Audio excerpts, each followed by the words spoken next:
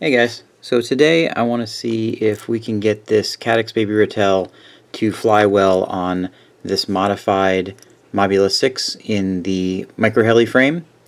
I had previously tried to put the Baby Ratel on the Mobula 6, but it was too heavy and it didn't fly well.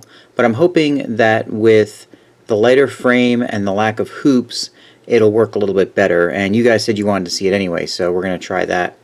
I also want to try, I may not do it in this video, but I also want to try these HQ prop 35mm props on here. I don't know if they're going to fit this frame. And then we're going to put 48 kilohertz on here as well.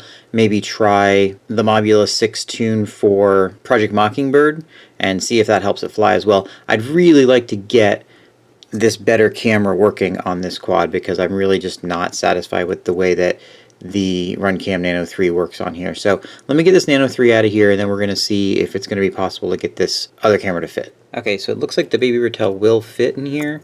Unfortunately, I'm going to have to do a little modification. It looks like it's going to be super tight in here. These original holes aren't big enough anyway, so what I'm going to do is I'm going to take a needle file and I'm going to push these holes up and forward as well as enlarge them, and then we'll see if we can get this thing crammed in here. Alright, so it flies pretty well, but flight times are down. I was getting 2 minutes and 30 seconds, 2 minutes 40 seconds before I started doing all these mods, and now I'm getting about 2 minutes. So I'd like to try 48 kilohertz on here, and I also want to try these larger props. So I'm going to mess around with different combinations of those things, and I'll come back and I'm going to give you some flight footage of the best flight I get with whatever combination I end up with, and then we'll talk about some conclusions at the end. Okay, so I've tried a few different things here. I've tried 48 kilohertz. I tried to put these props on. These props won't quite fit. They hit the screws back here in the back, unfortunately. 24 kilohertz, 48 kilohertz. It doesn't really seem to matter what I do.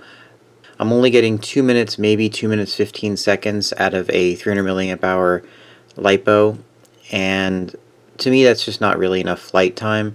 So I think that it's just too sensitive to the weight, and this camera is just, once again, it's just too heavy, unfortunately.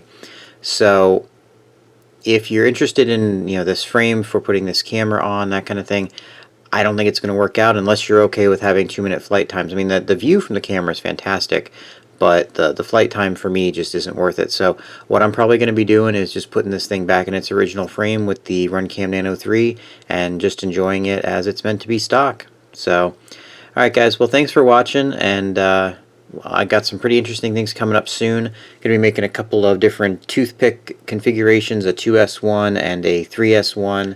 I'm going to be using this MicroHeli 75mm frame to convert a trash can that a buddy of mine owns over to a toothpick style frame, so that'll be fun to see.